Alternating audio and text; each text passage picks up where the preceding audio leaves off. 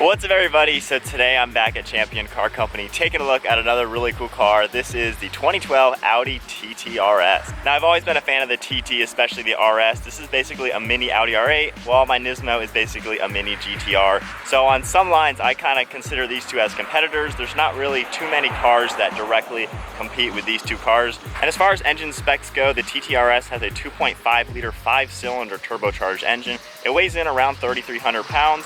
And the horsepower is at 360, while the torque is at 343.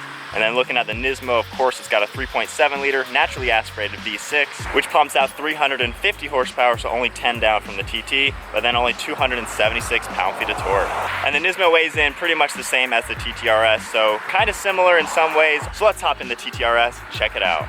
So cruising now in the TT, my first initial impressions is interior quality is very, very high. This is an Audi, brand new. I think this was over 60 grand or something like that. So it is an expensive car to begin with from a German luxury automaker. The interior is really nice. The door panels, when you close them, are super solid. The seats feel very nice and are comfortable, have nice leather and Alcantara on the door panels as well. So the overall interior, it seems like it's a high quality thing. You have a lot of stitching everywhere. It just feels like a luxury car, which I guess is what it is. This really is a baby Audi R8. A lot of the interior does share some similarities with what you would find in the Audi R8 of this year. The visibility is one of the first things that is very impressive compared to my 370. Looking out of the front and the sides, it is just a bubble inside here. You have so much glass. The A-pillars are very small and really out of the way. They don't block where the mirror is, so you don't have a big blind spot where your actual mirrors are located. So acceleration, second gear.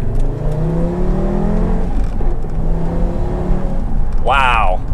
So I'd say 35 to 4,000 RPM is when the turbo just kicks in. And that was just, half throttle second gear pull.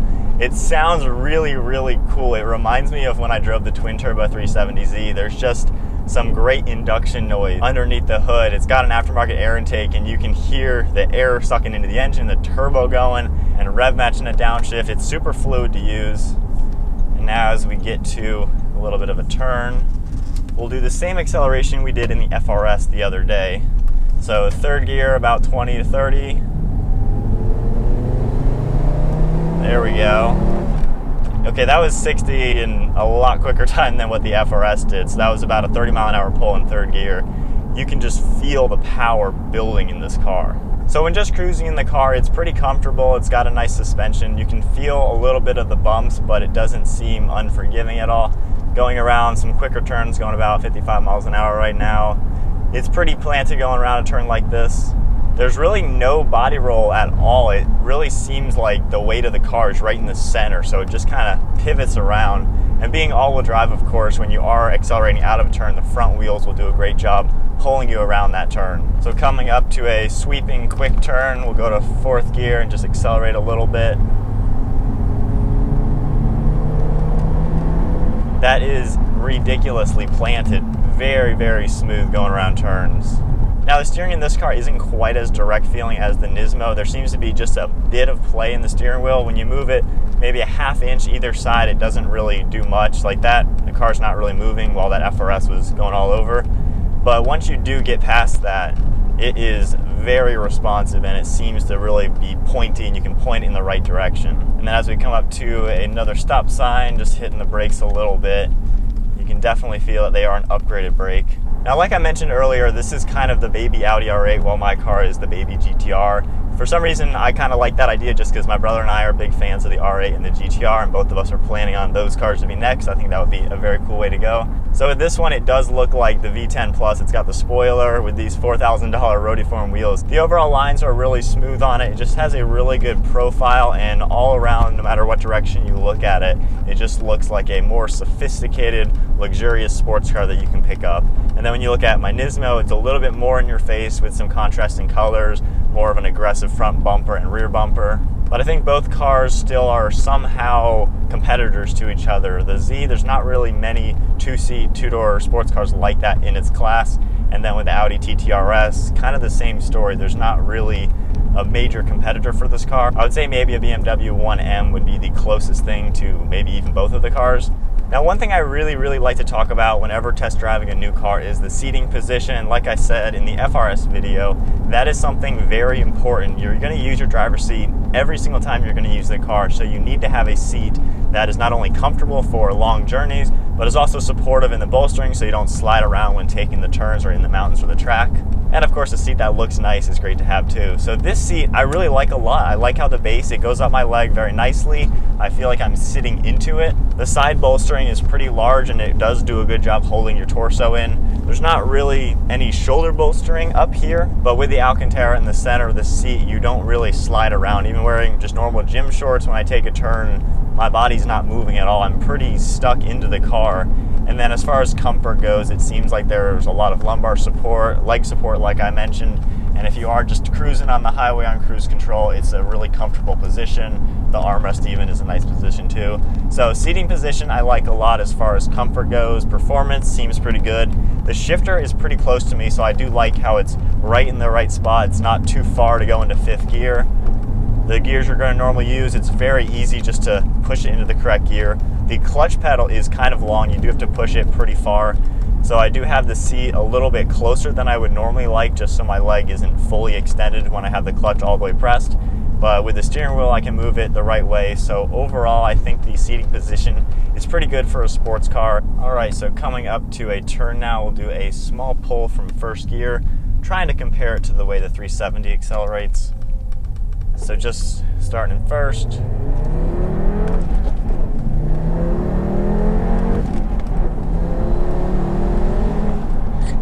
So the acceleration is awesome. You're not going to be sad with this car. The 0 to 60 time is in the low 4 seconds, so it's almost a half a second quicker than my car. It seems like first gear, it doesn't feel like it's a turbo car at all. It just kind of accelerates a little bit smoother than in the Nismo. Second gear though, when I shift, there is some turbo lag. I feel like the RPM just drops a little bit too much. And of course, I'm not redlining first gear, so that might be the reason why. But in second gear, there's a little bit of lag. And then closer to 3,500 RPM, the turbo just kicks in and it really pushes you back in your seat nicely. And then going to third, you're already in the power band, so the turbo's already responsive. So acceleration is awesome. So we're just going 50 miles an hour. We'll just downshift a little bit to get the RPMs. So we're at 2,800 RPM, fourth gear. So 3,000 is definitely where the turbo kicks in. That was only a little bit of lag. So that's pretty impressive for a lower RPM like that.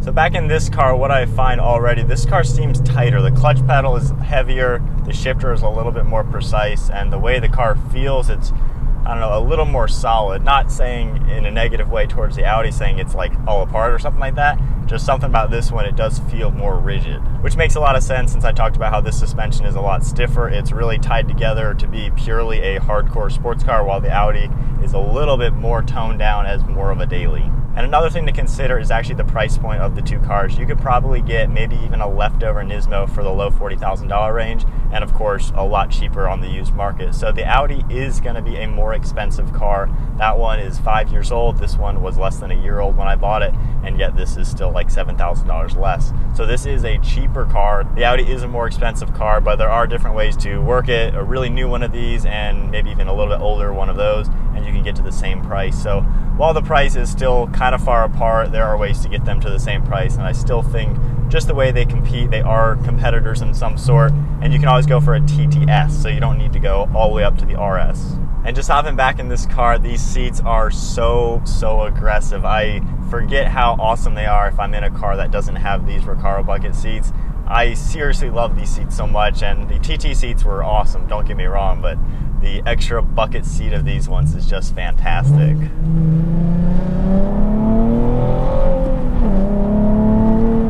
So we'll get up to that same turn in just a second and do the same third gear pull to kind of compare the straight line acceleration, because this is down quite a lot as far as torque goes. Horsepower is pretty similar and the weight of course is about the same. All right, coming into the same turn, third gear, get to about 30 miles an hour.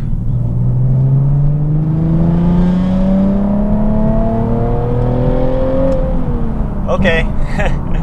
Yes, this car is a little bit slower. The TT really has that low end torque that pushes you back in your seat. This car doing a third gear pull like that, it accelerates. I mean, it gets up to speed. That got up to over 60 really quickly, but it doesn't have that same turbo power that just pushes you in your seat. Now, if we do slow it down quite a lot and go into second gear, closer to that speed. So second gear now going to 25.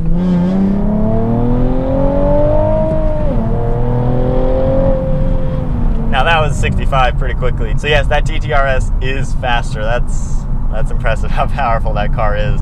This car though, it's not a slow car at all, obviously. I mean, 0 to 64.8 is still plenty quick, and when you do downshift, I mean, it'll climb 10 miles an hour pretty quickly, so that still is pretty interesting. Wow.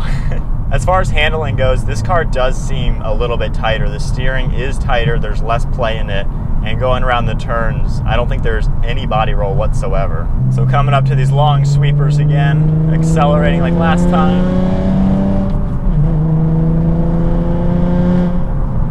So I think overall opinion, if I had to sell the Nismo and I wasn't allowed to buy another one, I would buy the TT-RS. It's more expensive, but that is one heck of a car. The acceleration is pretty awesome. An exhaust, a blow-off valve, and even tuning it, I can't imagine how awesome that car would be. The look of it is fantastic. It is so clean looking. It's not as sharp and bold as the Nismo. This kind of looks a little bit more aggressive, but that Audi is very menacing looking. It's just such a crisp looking car, and I do love the way it looks.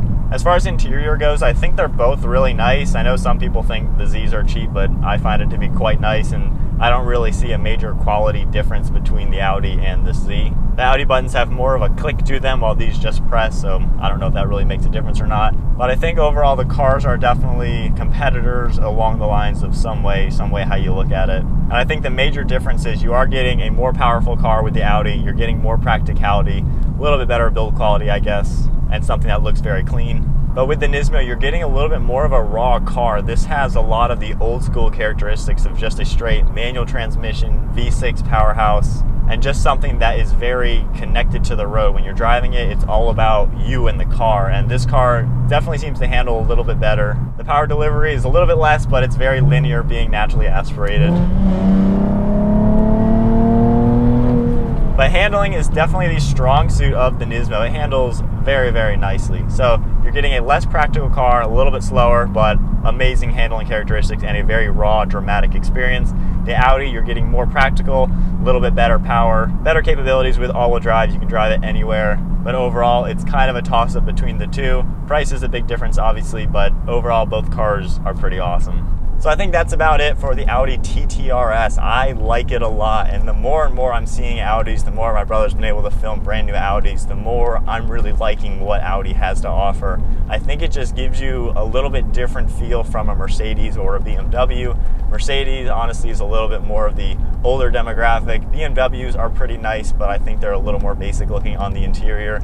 The Audis, though, I like the way they feel. They feel the most quality oriented. I think everything about the interior is just really, really solid, and I think the looks of them are so clean. The newer ones are even crazier looking, but an Audi like this from 2012 is as sleek as you could ever want it, and I think the performance is totally there. And overall, it is really fun to drive, really, really fast, handles so well. And actually, as we come up to a pretty long sweeping turn, it is so responsive, and there's no body roll whatsoever. That is so flat. So anyways, I think that about sums up the video. Be sure to give it a big thumbs up if you enjoyed it. Hit the subscribe button to stay tuned for plenty more videos. And if you had to trade your car in right now, what car around the same price would you trade it in for? Also, be sure to check out Champion Car Company's website in the description below. They always have the best cars around. I love what cars they get, and it was very nice getting to check out the TT-RS. So thank you all for watching, and we'll see you all next video.